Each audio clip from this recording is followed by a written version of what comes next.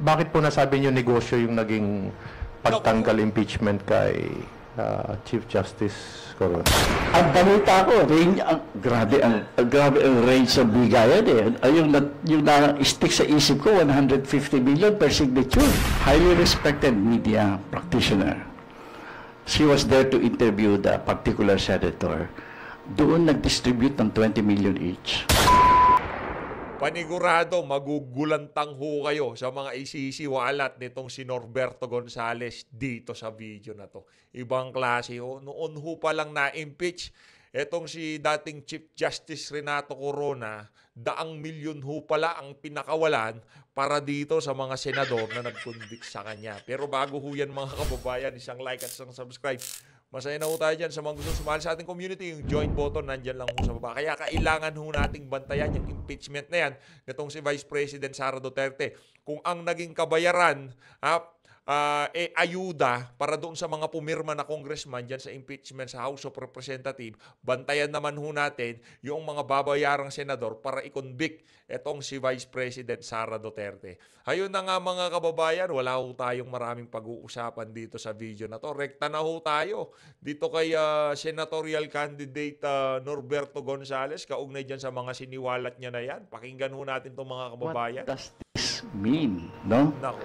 500 PSG ang iniligay sa bodyguard ng ating Vice President. Kailangan malaman natin, may implikasyon dyan eh. Napakalaki ng implikasyon dyan. You have to understand this. Number 2, bigla na lang binigyan ng more than 2 billion intelligence fund ng Presidente si Vice President. Why? Kasi tingnan mo yung, if you look at the office of the Vice President through the years, hindi kanya. Actually, yung mga sinasabi nitong si Norberto Gonzales, talagang, base doon sa mga sinabi nitong si Vice President Sara Duterte, doon sa kanyang naging mga previous pronouncement na kung saan talaga ang dapat na ibibigay sa kanya, na pwesto, yung DND, Department of National Defense. Kung di tayo nagkakamali, correct me if I'm wrong, pero alam ho natin talagang dapat ang ibibigay dito kay VP Sara yung DND. Kaso naisip niya, kesyo baka yung mga sundalo sobrang mapalapit kay VP Sara, baka kung anong isipin ng administrasyon, kaya ibinigay sa kanya o kinuha niya yung Department of Education para sa mga edukasyon ng ating mga kabataan. Di ba? Magme-make sense lahat ng sasabihin dito nitong si Norberto Gonzales maya-maya. Pakinggan natin. So tingin ko, ang pinag-usapan nila is not really just becoming President and Vice President. They will talking of joint governance. Correct. Tingin ko kasi kung titingnan mo... Tama si Norberto Gonzales dito, joint government. Joint government ho talaga yung ano dito. Or kung hindi naman joint government, talaga hong binibate nitong si Marcos Jr. Itong si Vice President Sara Duterte sa pagbibigay ng confidential fund, pagtatalaga ng napakaraming PSG, baka talagang binibate ho siya para pagka nagkataon, napakaraming mga issue na may ibabato dito kay Vice President Sara Duterte. Patapos na lang ng taon, doon mo bibigyan ng napakalaking budget at inaasahan mo na ubusin niya sa loob lamang ng ilang araw. Pagka hindi niya naubos, siya ang magmumukhang masama. Kaya ang ginawa ni VP Sara talagang ibinuhos niya para sa kapakanan ng ating mga... Indication, ang ipinangako joint governance. Tayong dalawa ang mabumuno ng bansa. Hindi yung ako ang presidente, ikaw, o sakalit mawala lang ako sa kakasusunod. Kasi yun ang indikasyon But that is against our law. Hindi ganoon ang definition ng ating Vice President. Kaya nga si Vice President, palagay ko nasubo yan I don't know what is the nangyari sa usapan nila, bakit niya tinanggap yan. Pero merong usapan ho yan. Naniniwala ho tayo na merong usapan. Kumbaga na pagkasunduan. Sige, magba-Vice President ako, ayusin natin Pilipinas, O pahayaan kita na magpresidente, pero sa totoo niyan, ako talaga gusto lang maging presidente. Meron naman nung punto yung mga sinasabi nitong si Norberto Gonzales, kagaya na lamang nung mga ipinangako dito kay VP Sara na hindi tunupad itong si Marcos Jr. Matotrouble siya dyan tingnan mo nangyari, ang mga in-raise ng mga question are repercussions of the first move that the President did for her. yung intelligence fund, yung 500 mahigit na security. Nagtataka lang ako kay Vice President, how come up to now, she's not raising the issue that she is after all assigned, allowed to be the Vice Chairman of the NTF-ELCAC. Because that is the only justification I could think of why she will have intelligence funds.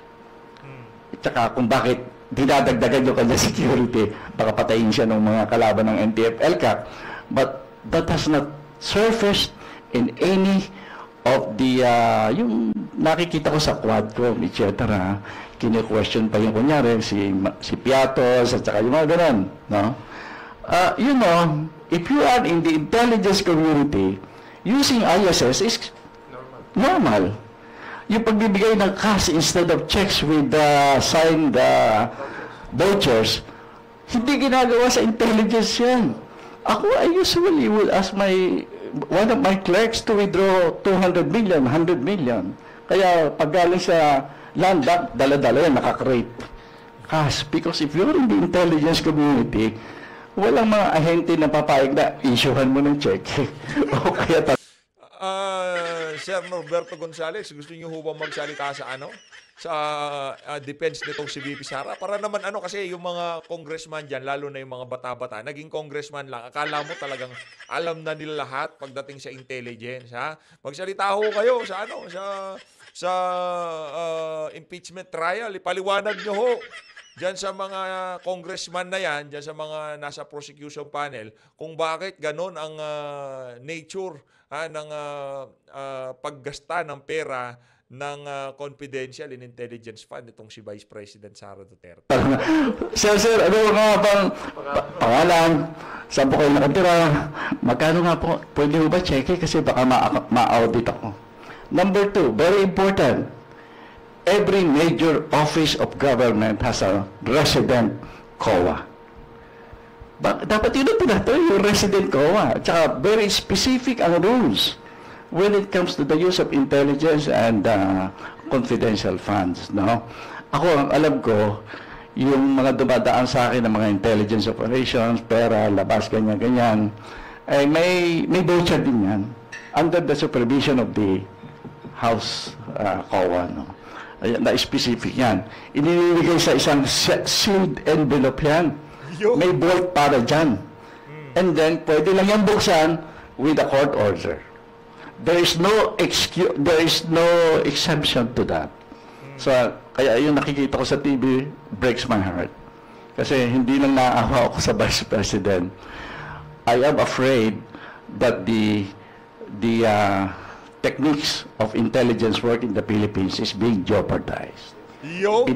Yun nga din hong kinabahala ng napakaraming mga government official doon sa ginawa ng ng Committee on Bad Government. Pinagbubuksan nila, pinaglalabas nila sa publiko yung mga bagay na dapat hindi sinisiwalat.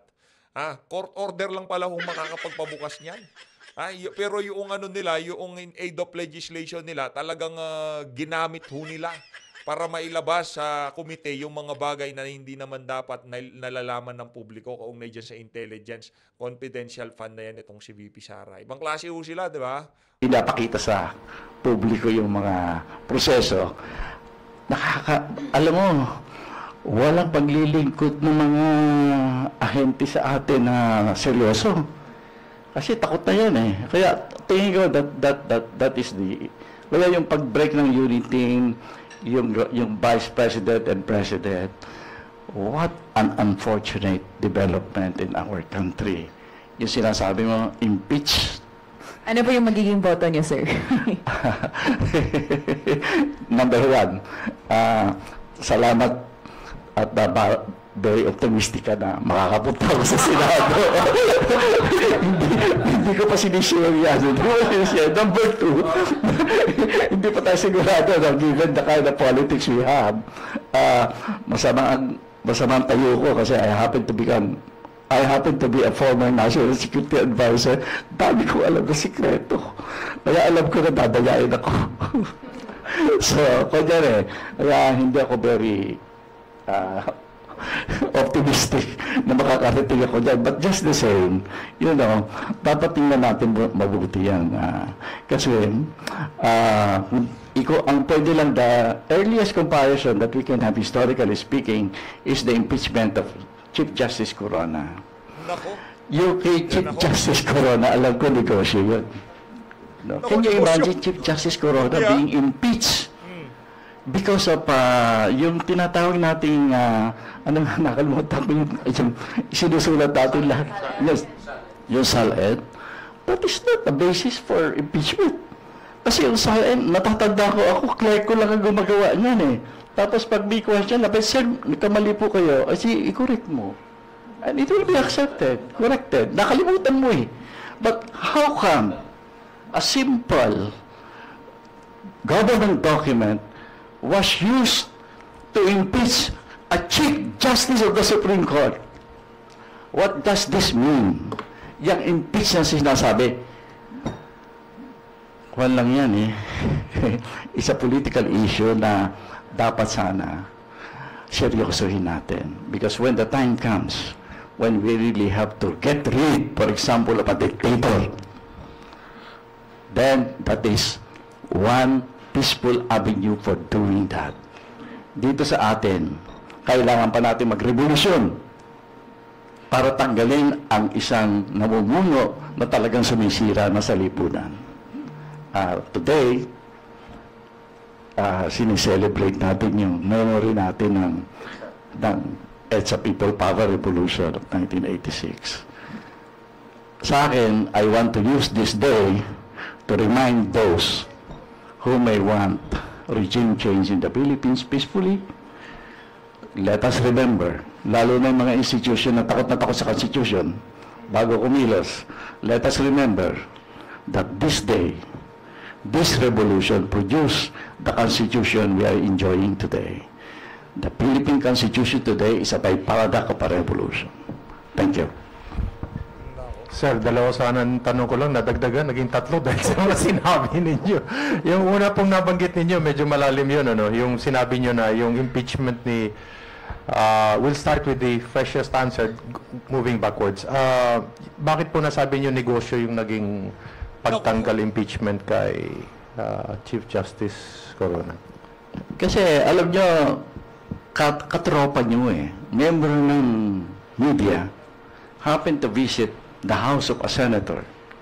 And for some strange, alam mo, aksidente siguro, doon nag-distribute ng 20 billion bawat senador eh. Nakita. Seryoso? 20 milyon kada isang senador? Nasaksihan ng isang media man? Pambihira, pagka nga naman tinamaan ka ng magaling. Dito ho kaya sa impeachment na to ni VP Sara, magkano hong pakakawalan nila? Kung noong panahon ni Chief Justice Renato Corona, tag 20 million kada isa, dito ho kaya baka daang milyon to. Sa mga congressman, 150 million daw kada isa eh. O dito ho kaya sa mga senador na to, magkano naman ho kaya ang pakakawalan nila kada isa? And this hindi ko nababanggit ang pangalan, excuse me ha, sayang. Kasi highly respected media practitioner. She was there to interview the particular senator. Doon nag-distribute ng 20 million each. Yari. Para i-impeach si Chief Justice Corona. Media. Oh, yari. Ang, hindi niya nga alam kung i-broadcast niya o hindi. Apparently, na-decision na hindi niya i-broadcast kasi hindi na-publish eh. But she, babae, she told some friends kasi she was so disturbed. Paano niya? Tapos nakita mo na-witness niya, yung mga talagang kala mo, ipagtatanggal si Chief Justice Corona. Last minute, puk, baliktad. You know? 100 million each yun. Uy! Ganun, sorry, maliho pala. 100 million each yun. So, dito ngayon, pumipirma pa lang ng impeachment. Ang balita ko, grabe ang range ng bigayan eh. Yung na-stick sa isip ko, 150 million per signature. Kaya biglang nagkagulo lahat yung daming pipirma eh. Oh. Meron pa nga nag-umpisal na Kawawa naman yung aking constituency kung hindi ko tatanggapin ito, tsaka hindi ako pipirma. Parang narinig ho natin yan kung sino yan, di ba? Narinig ho natin sa social media kung sino yung mga congressman na yan. Kumbaga, ginawa ko yan para sa mga constituent ko. Ganun ho yung mga dahilan nila, eh, no? You see? Oh, nagsisimula pa ng mga proseso, alam mo na ang mangyayari. Corrupt na, eh. So, kaya wag mo na ako, unang-una, baka wala ako sa Senado. Number 2, sa kalitahan doon ako. Wow. No? Tragedy for the nation. Tragedy for the nation. Yung Saludo dito kay Sir Norberto Gonzales. Ngayon pa lang natin narinig magsalita to kaugnay sa mga maiinit na issue sa ating bansa. No? Kayo ho, ano hong masasabi nyo dito sa senatorial candidate na to? Hindi ho siya kasama sa ating hindi ho siya kasama sa ating listahan, pero sa lahat ng Gonzales na naririnig nating apelido sa pamahalaan na nasa loob ng politika, itong isang Gonzales na to parang nasa tamang kaisipan. Eto ho, rekta ho tayo dito kay Boy Kilay. Makibalita ho tayo kung ano ng mga paghahandang ginagawa ng Senado kaugnay ho dyan sa impeachment na yan, itong si Vice President Sara Duterte. Game! Hindi, ganun pa rin. In fact, nagpalabas kami ng sulat ngayon, address sa mga miyembro ng Senado na pinapaliwanag lahat ng mga pinapaliwanag ko sa inyo nitong mga nagdaang linggo. We simply reduced it in writing, informing them, among others, of the position taken by the Senate President as part of my job to take proper order of the subject of impeachment in accordance with our rules right now. And number 2, a proposed calendar of activities in connection with the impeachment. Proposed, ibig sabihin nun, isa ito sa mga tatalakayin at pagpapasahan ng Senado kapag kami nag-resume. Hindi ito nakaukit sa bato. Hindi ito yung mangyayari na talaga, pero sinasabi ko na rin sa inyo, di ba? In 10 days, pag summons, para magkaroon sila ng ideya na, at nang habang recess ay matimbang na nila kung ano talaga yung gusto nila, at anong magiging pasya ng mas nakararami kaugnay niyan. Pangatlo, minabuti namin na bigyan ng kopya nitong mga bagay na ito, yung sulat sa mga senador, yung calendar of activities, at gayon din yung special order na iniso ko na inaasahan ang iba't ibang opisina dito sa Senado ng mga magiging papel nila kaugnay ng impeachment kapag nangyari na nga yan. Lahat yan, pinagbigay alam din namin sa Kamara, sa pamamagitan ni Speaker Martin Romualdez at sa nasasakdal kay Vice President Sara Duterte para sa kanilang impormasyon, reference at kaalaman sa interes ng pagiging transparent. Dahil lahat ng nakasaad doon, pinag-usapan na natin at hindi naman bago at hindi sikreto. Kaya lang, minabuti na namin isulat yon at gawing formal para kung may gustong mag-question, may gustong mag-akyat sa korte, ika nga, edi pwede na lang gawin yan ngayon pa lamang para pag nagsimula ay tuloy-tuloy na talaga. Sir, sorry for soundbite lang. Pwede pong kahit summary lang sir ng mga gawain ng mga iba't ibang office sa Senate, like Victor Cockford. Hindi ko na maalala yun. Iga naman na lang yung sulat. Ito naman.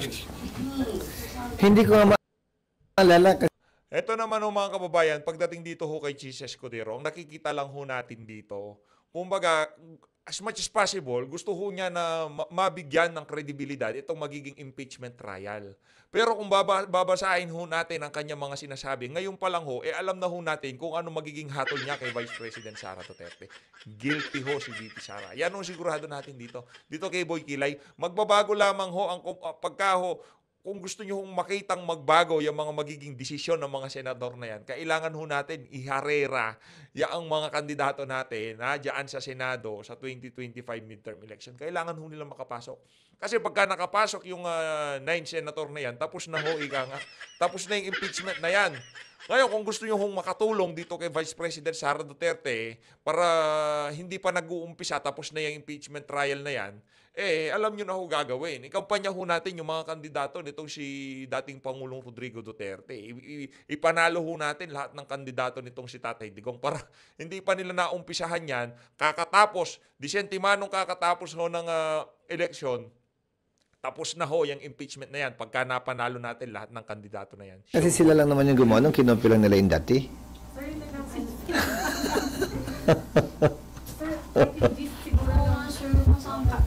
Okay. Okay, sir, kung later yung sulat siguro, yung special order, yung... Pinapabigay ko na sa inyo dapat na mas maga para nabasa nyo na eh. Gaano kahalaga na ng SP na ngayon pa lang, alam na nung mga offices ng Senate na yung kanila pong mga assignment? Para makapaghanda sila at gumawa na rin ng proposed budget kaugnay nun dahil baka may mga unforeseen expenses na kailangan namin paghandaan.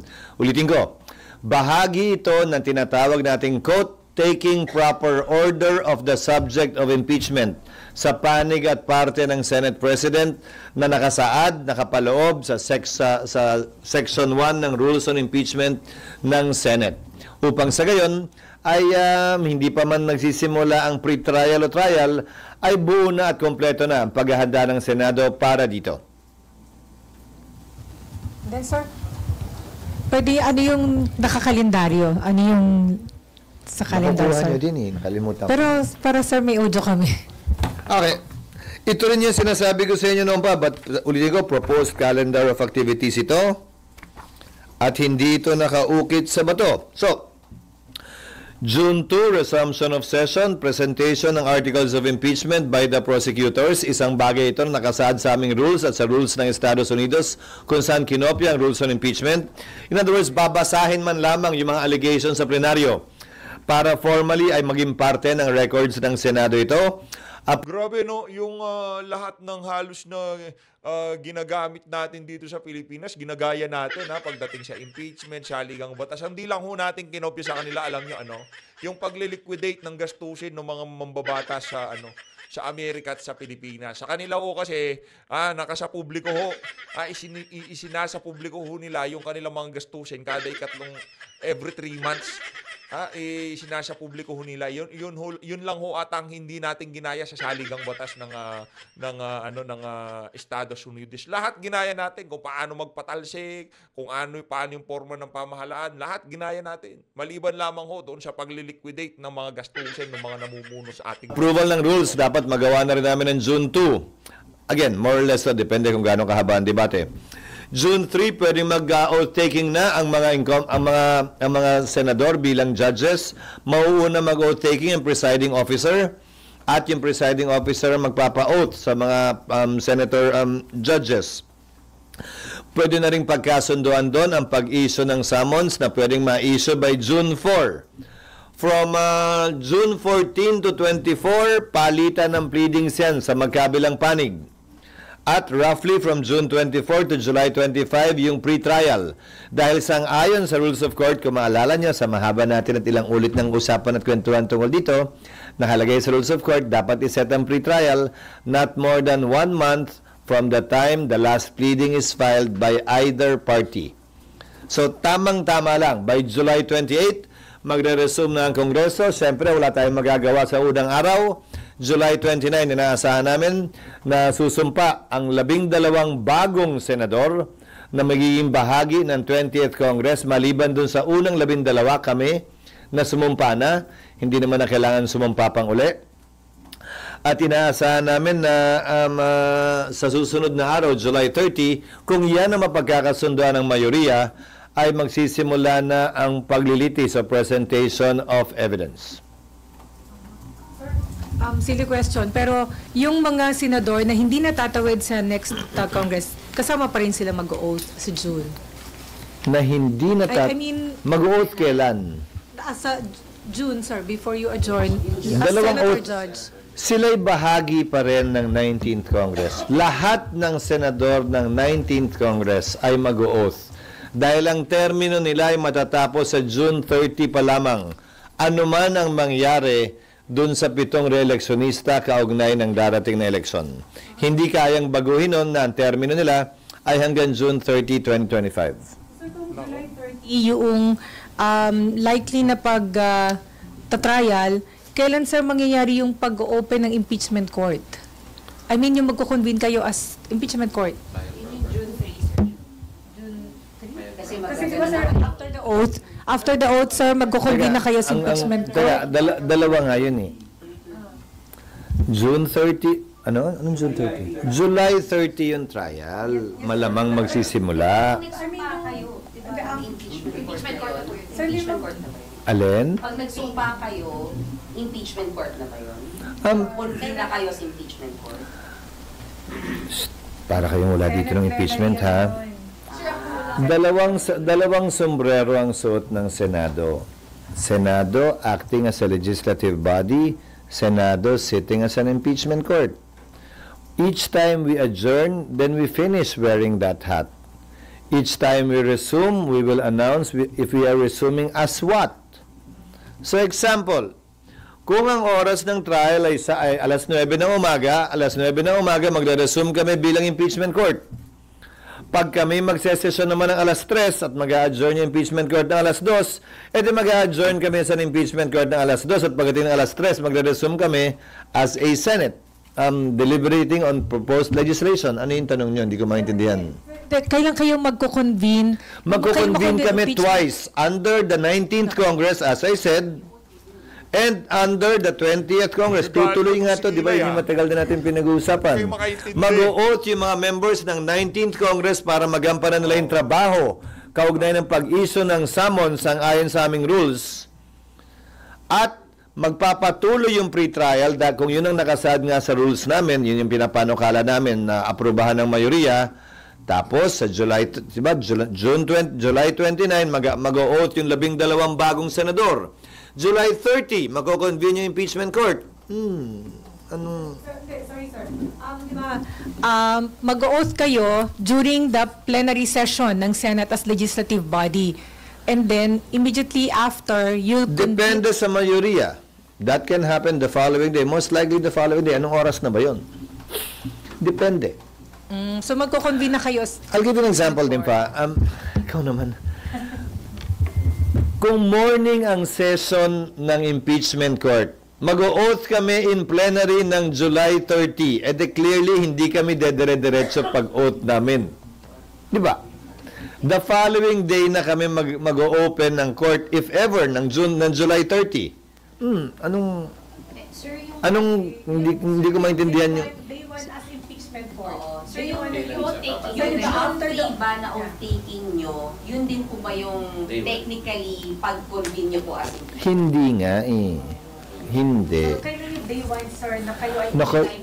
Gusto ko nga bigay sa inyo na lang yung papel eh. Nakalagay July 3rd. Proposed yun ha. This is proposed. I told you to give it to them earlier. Proposed yun ha. Lahat to proposed. Again ha, pinag-uusapan natin lahat to ilang ulit na. Sinulat lang namin para mas maintindihan. Magko-convene ang Senate. Pag-resume namin, most likely nga July 3. Sabi ko, di ba? June 3. Wala namang session ng July 3 kayo, no? Pero sir, kasi diba, after oath-taking, you'll be issuing summons. The impeachment court is the one that should issue summons, not the plenary. Unless the rules authorize the Senate President to issue it on his own. Kaya depende. Calendar of activities lang ito. Ba't kayo kasi masyado nakatitig at fixated sa impeachment court kung kailan sila magsusuot ng robe? Hindi naman mahalaga yun. Maraming mahalagang bagay na mangyayari at magaganap bago nun at pagkatapos nun. Pero sir, yung June 3 po na pagsumpa po ninyo, hindi pa kayo impeachment court nun, sir? Pag nag-oath-taking kayo as Senator Judge?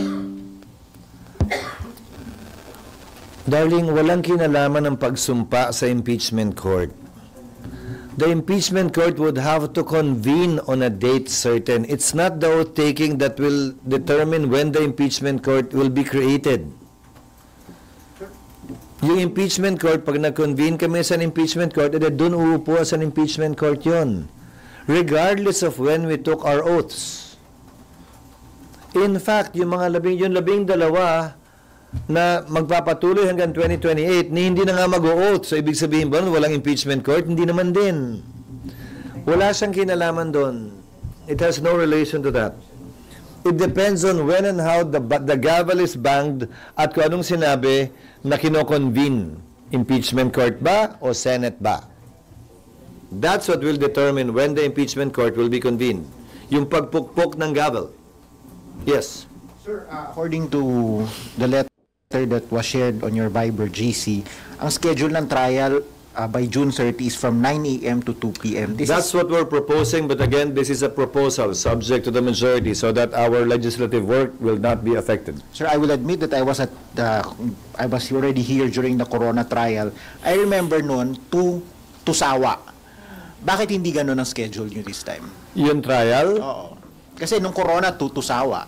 again, kasi naepektuhan ng labis yung aming legislative function at legislative work. Ngayon, malaking bahagi ng corona impeachment nangyari din nung recess. So wala naman talagang sesyon. Committee hearing lamang ng umaga ang meron. So pwede talaga yon. Pero kung meron kaming sesyon, hindi namin pwedeng isuspended animation ang legislative work ng Senado, lalo na pag-uusapan dyan, yung pinaka-importanteng piraso ng legislasyon na dapat ipasa ng Kongreso, ang taon ng budget. Sir, pero kung 9 a.m. to 2 p.m. at itong i-adopt by your colleagues, kailan ang schedule nyo for committee hearings? Kasi you will all be... Yang sipon ho na yan, itong si Chis Escudero, hindi na ho natapos, di ba? Sa katagal-tagal ho nating kakapanood sa mga video niya, sinisipon ho siya. Hanggang ngayon, sinisipon pa rin. We will allow committee hearings to conduct We will allow committees to conduct hearings during session unless may kailangan pagbotohan that their physical presence would be needed in plenary. So, it will be like 3 onwards, yung committee hearings? Yes. No, that is the proposal in order to make the most of our time. Kasi kung gagawin namin hapon, edi kailan naman kami magsesesyon? Mas madaling payagan yung mga komiteng mag-hearing habang may sesyon by way of an exemption to our rules. Para sa gayon, magawa namin yung pareho pa rin. Madalas naman, kailangan lamang ang quorum kapag ka nagto-third reading kami sa simula at sa attendance, hindi ba? So pagkatapos nun, pwede na at kaya na. Sir, you mentioned that you also wrote the parties, the prosecution and the defense. Basically informing them of the letters we sent out and the memo that we sent out to the officials of the Senate. The letter to the parties also has the proposed timetable. Yes. So essentially, As an attachment to the letters to the senators. So essentially, kung ano yung sinare nyo sa amin, can we get a copy of the letters to the parties? Yes. Ang pinabigay ko na kanina pa eh. Sir, yung pong kukuhain natin na private lawyers. Bigyan nyo na. Bigyan nyo kayo. Ilang mga kopya meron kayo? Isa lang o tatlo? Kulang yan. Isang kopya lang yan. Sir, Kasi naman. sir, yung legal Tatanda team. ako sa inyo. Yung legal team, sir, meron na pong kausap talaga na makakapartner yung Senado. Wala pa. Yung unang kinausap namin, tamo kaya ayokong banggitin sa inyo nung una, tumanggi. Dahil yung kanilang mga commitments prevents them from participating in supposedly highly politically charged cases. So we are still searching. But in the meantime, the Solicitor General will stand and represent us in any litigation before any court, most likely before the Supreme Court. Isa pa lang naman yun sa amin, di ba? Yung mandamus kaugnay ng pag-hearing. Isa pa lang, di ba?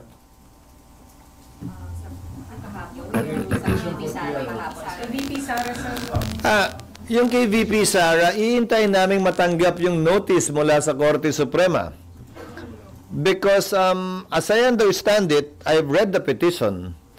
There are no allegations against the Senate in the petition itself.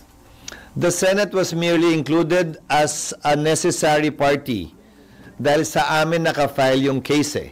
Pero wala namang alegasyon laban sa amin, wala ring hinihiling laban galing sa amin.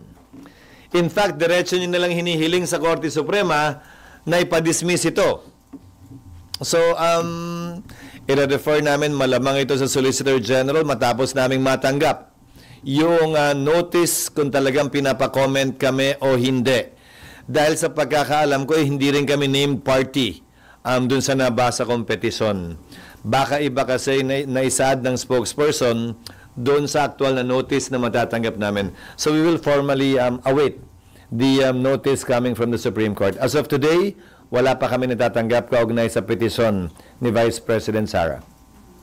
Ayun na nga mga kababayan, dito na natatapusin ang ating reaction video. Maraming salamat po sa pag-support sa Page Update. Mag-ingat po kayo lahat. Mahalin natin ang Pilipinas.